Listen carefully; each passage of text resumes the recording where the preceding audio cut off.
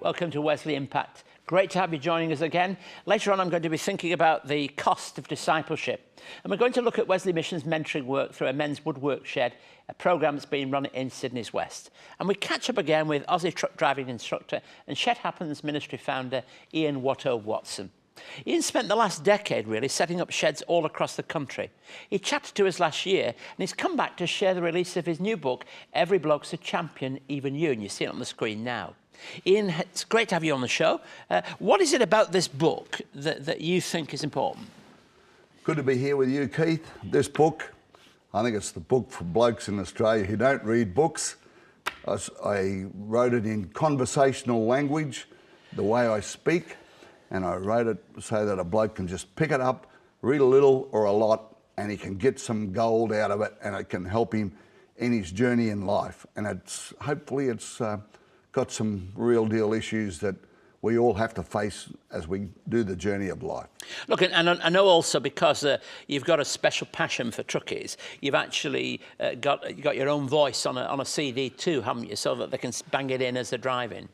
Yeah, well, that came about because of blokes who work on the land and also that do long hauling trucks and just do a lot of work that they're in a vehicle, and they said, Watto, could you get your voice onto the book? And yes, we've got there. It was hard work for me, but if God can use me to write a book, he can use anybody to do anything he likes. Look, just to recapitulate for some people who perhaps don't remember, the concept of Every Bloke's a Champion, Even You, really flows from all your vision really for the sheds and everything. What is it you're really trying to do for blokes? Well, give blokes freedom to be able to be who they're created to be, in a safe, non-judgmental place where they can actually share their stories, not their whole life story, but actually get to be able to share whether it's a good or a hard or a happy or a sad bit, and we learn from each other.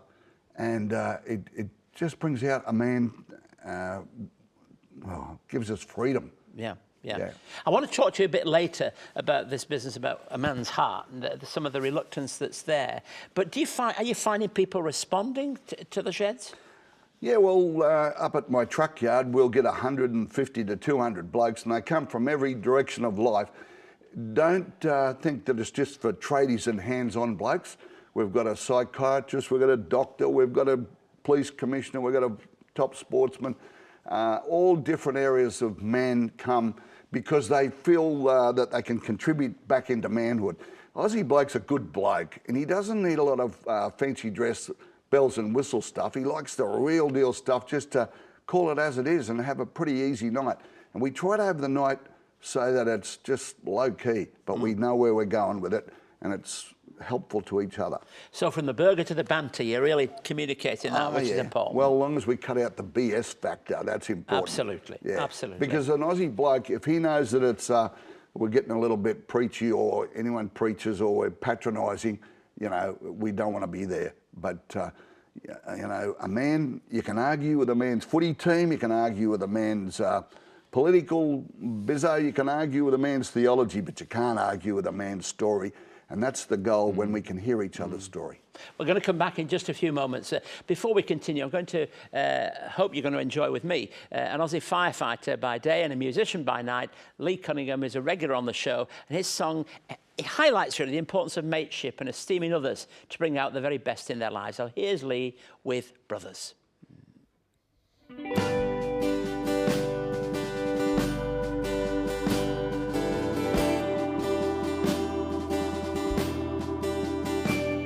In a world where everything fades and nothing remains, and it seems no one stands by you if there's nothing to gain. When the world's walking out, you'll find me walking in. Nothing to say, it's the way that it's always been.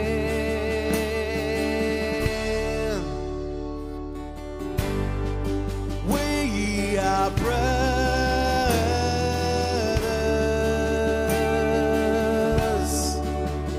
through the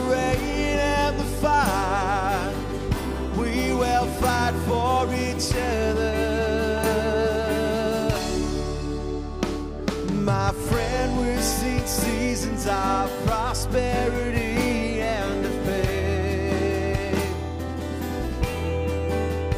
Through the rain and the fire, the blood will remain. Facing into the breeze as the winds of circumstance blow. We'll hold strong to the ones in our lives that we truly know.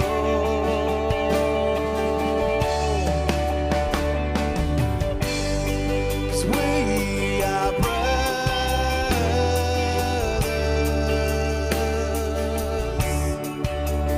Through the rain and the fire, we will fight for each other.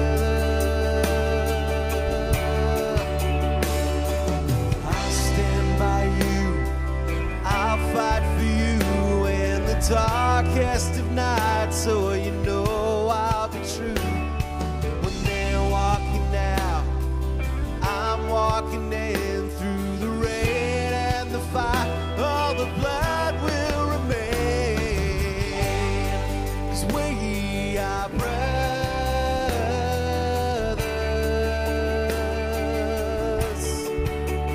Through the rain and the fire, fight for each other. 'Cause we are brothers. Oh, we are brothers.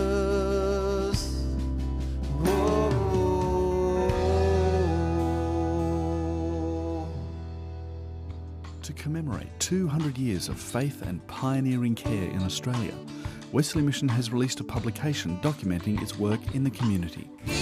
Everyone needs a little rest, everyone needs a little joy. For more information on today's people, today's story, you can contact us on 02 9263 5555 or email us at impacttv@wesleymission.org.au. So if you like Lee's music, his details are going to be on Wesley Impact webpage all this week. We're back with champion male mentor Ian Watto-Watson. In this book, there's one quotation that shouts out, isn't there, about encouragement? Just tell us that one. I've never seen a bloke go backwards with encouragement. I spoke at a camp 3 years in a row, and this bloke who drives a B-double from Brisbane to Dubbo twice a week, he came up to me at the end of the third camp and he said, "Watto, you finally said something worth remembering." And I went, "What is it?" And he told me, "I've never seen a bloke go backwards with encouragement." But since that time, Keith, that's what we want in Australia. We want encouragement. We think we're funny sometimes by knocking each other, but that's no good. We males in Australia, we need to encourage each other all the time, and you'll never see a bloke go backwards with encouragement. Where have we gone wrong on this? Because we're becoming sometimes negative, haven't we, really? Well, we've grown up with this toughen up princess mentality and big boys don't cry and all that, and we think we're tough. And we've actually been conditioned to do life as males in our head. But in the love of the Lord your God with all your heart and all your mind and all your soul, one day when you go spiritually in your heart, what's that mean? That means passion and emotion. Come on, get it out of here. So when a man realises that there's a promise in the good book, I call it the work manual for successful living, Ezekiel 36:26, and it says that God said he'll take away the rocks from around our heart and he'll give us a brand new heart. And you get to an Aussie bloke and you say, "Hey mate, all that stuff that's just bashed us and smashed us in the past, you know, the big fella said he'll give you a brand new heart. Spill it, get rid of it." And that's what's happening. So when a bloke gets to be able to courageously go into his heart and actually give his wife and his kids and his society his heart, mate, Aussie blokes, and it's happening. We don't skite about it, we're quiet about it because it's could be seen to be a bit wussy, but once you go into your heart as a man, you can't go back to the old hard-hearted head. And trusting's important, isn't it? When guys come to your shed meetings, as bloke read this book, they've got to feel the confidence that they can trust you to be able to open that heart up. Well, an Aussie bloke is shy. One-on-one, no risk, we're shy. No, my personality's a bit in-your-face type thing. But if an Aussie bloke, he'll work you out very quickly. And if he trusts you, he'll go straight deeper. Deep right down. He'll go deeper than a woman. And he's got no shame to get it out and sort it out. Because, you know, all over the country, we're love-starved. Fair income love. Men want to love a woman and be loved by a woman. And in my time, we've been conned. We've been given this impression of love, which is really lust. And you get to know that lust kills you. It kills you on the inside. And when you get a man who's love-starved and he's smashed in a relationship and he can't see children and things like that, and then he goes, I want to be real. It gets down to the heart. And the heart of man, look, your heart behind your head is a turbocharged man. And man, I could tell you. Ian, another thing that you say is that there are not two sides to every story, but three. What did you really mean by that? Well, growing up, I had some issues with my dad. It was his only son.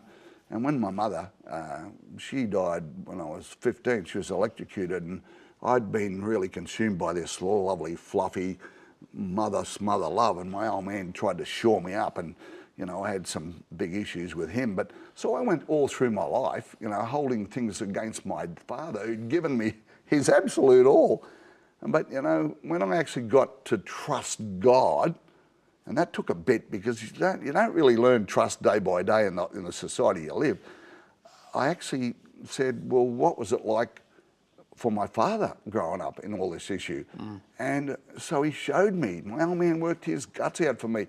So I always say there's three sides to every story, and you need to wait and hold back to let the other side of the story come out. And then, you know, if you get to the point of knowing that the creator of the universe blew the first breath into you, then you can say to him, so what's it like for the other bloke on this story? And then you see things in a totally different perspective. And the work in sheds is growing around Australia?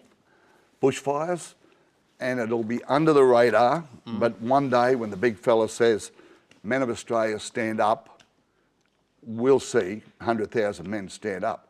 And that's typical bloke. We don't need big fanfares and whatevers. We need a good feed, we need to be trusted in each other's company, and we need to know we're encouraged. Most blokes can sort out their issues if they've got someone they can sit down and have a good old chat with and a few words of encouragement, and that's happening. So I get to go to lots of places. Every week I get another request, can you come to Mount Isa, you can come to Darwin to help us start a shed night. Stevie Grace was up in Rockhampton on Tuesday night, and there were over 200 blokes in a shed, and they asked me to send 50 books up. Well, they ran out of books in 5 minutes because Aussie blokes want reality, and don't let anyone be misled by this. Aussie men want to love women and be loved by women, and we really want to get that right. And until you get the spiritual part of you don't get the full guts of what God's got for you in love. He's the giver of love, and if you want a fair income, love your wife and let her into your heart so you can be loved and loved, that's what it is. Watto, I'm glad I have to stop you. We could sit and talk all day long. You're always a delight to talk to. And I'm just going to read what you've written in the front of my book, which is for the book of those words again. I've never seen a bloke go backwards with encouragement. God bless you as you keep encouraging others and lead them in the way of the kingdom of God. God bless you. We'll be back in just a moment. It's been 200 years since the first Methodists met in Australia. To celebrate 2 centuries of faith and pioneering care, CEO and presenter Reverend Dr. Keith Garner takes us back to where it all began. But we don't begin here at the heart of London. We begin in a town in the north of England. In this fascinating narrative, Reverend Garner chronicles the history of the life and times of the founder of Methodism, John Wesley. This fresh and thought-provoking documentary takes us on a journey throughout the United Kingdom, beginning in John Wesley's hometown of Epworth. John Wesley was born here on the 17th of June, 1703. This 1-hour DVD travels onto his education years and beginnings of social justice in Oxford, to his final years in London. For more information on John Wesley, the man and his mission, call 02 9263 5555 or email us at impacttv@wesleymission.org.au. Just like Ian, Wesley Mission has a passion to work alongside people in our community and groups to help invest time and support to those in need. Let's see how we've joined with a men's woodworking group to help provide a place where children can be mentored. The mentoring program is actually a partnership between Wesley Mission, Riverstone Families Connect and the Hornsby Woodworking Men's Shed. Most of the children here are between the ages of 8 and 12 years. The backgrounds that we've targeted are boys that are living in mainly families where there isn't a positive role model. There's also children who have emotional learning difficulties, so we find that a program like this is very helpful for those boys.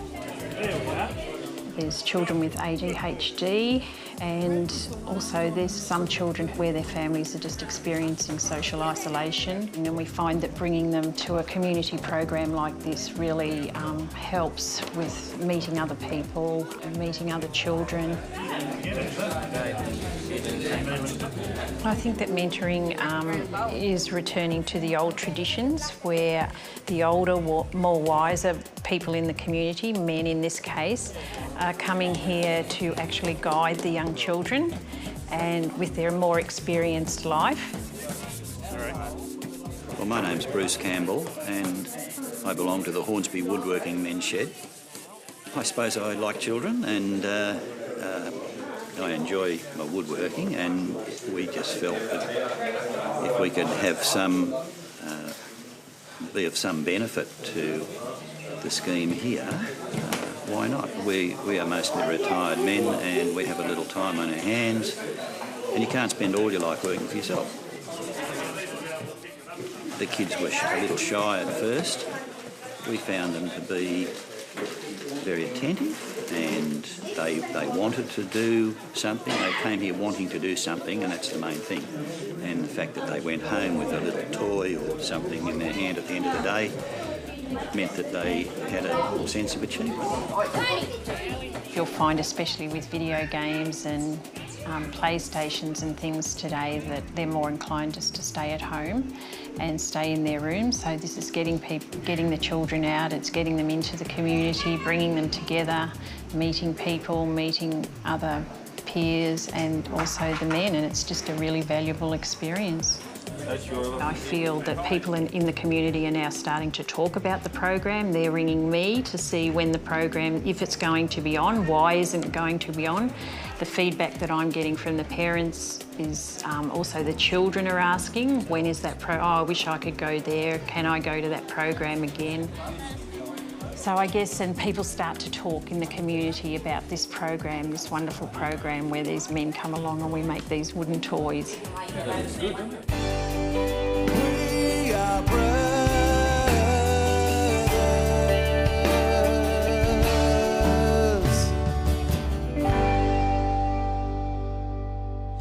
So let me read to you today from Luke's Gospel 14, 25 to 27, just 3 verses, but very powerful verses. The cost of being a disciple. Large crowds were traveling with Jesus, and turning to them, he said, "If anyone comes to me and doesn't hate father and mother, wife and children, brothers and sisters, yet even his life itself, such a person cannot be my disciple. And those who do not carry their cross and follow me cannot be my disciple." Well, really powerful passage. You see, anything worth having in this life has a cost associated with it.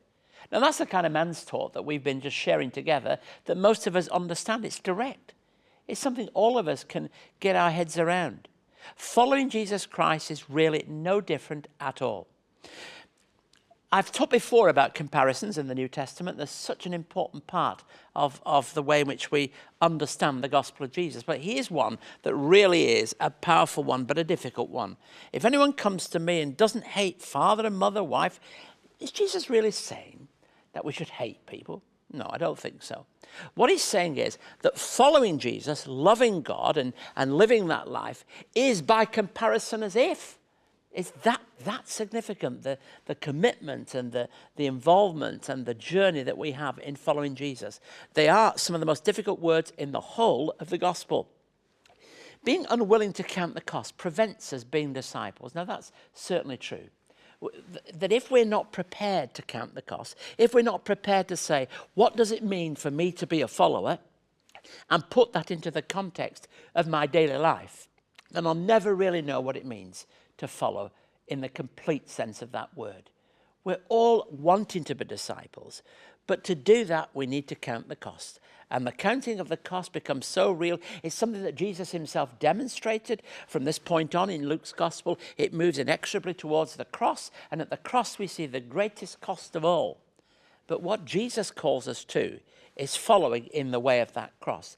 And, you know, the last thing I want to say, but to say it with a degree of, I hope, understanding, is that we're always learners.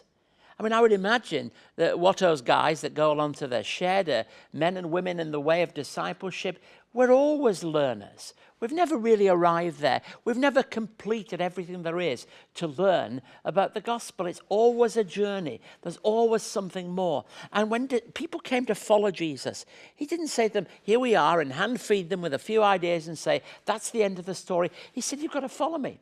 And following me has about it a cost. And that cost is very real. As you and I seek to be disciples of Jesus today, there's a cost for us. The cost may well be that we have to come out from the crowd and be known and identified. You know, it's quite right. Our guest talked about us being shy. We are shy. We're sometimes the kind of people that almost have a hidden discipleship. If we're believers, we don't really want too many people to know. The reality is we can come out from the shadows and be known for who we are. That's a part of the cost.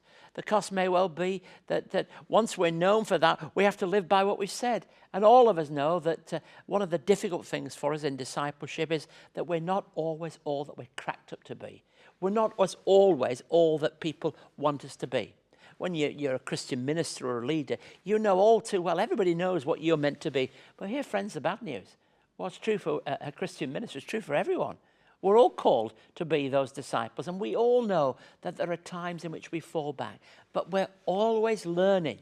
So we may not always be perfect, but thank God, we're not like we used to be. We're constantly making that journey, which is a journey onwards and upwards in Jesus Christ.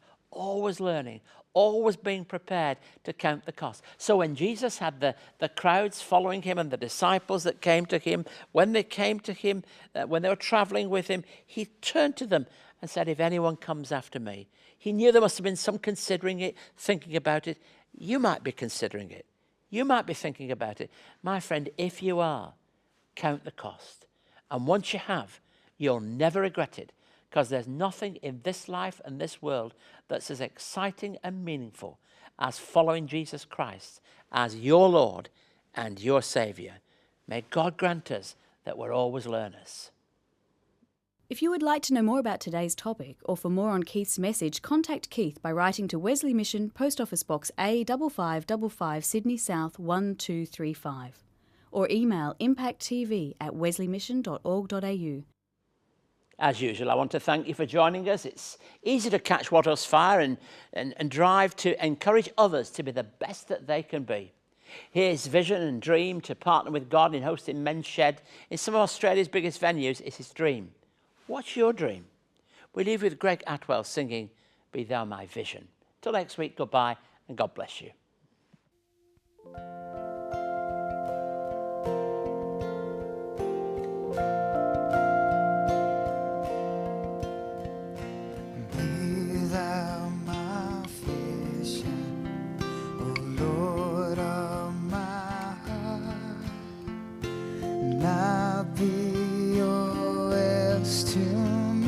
Say that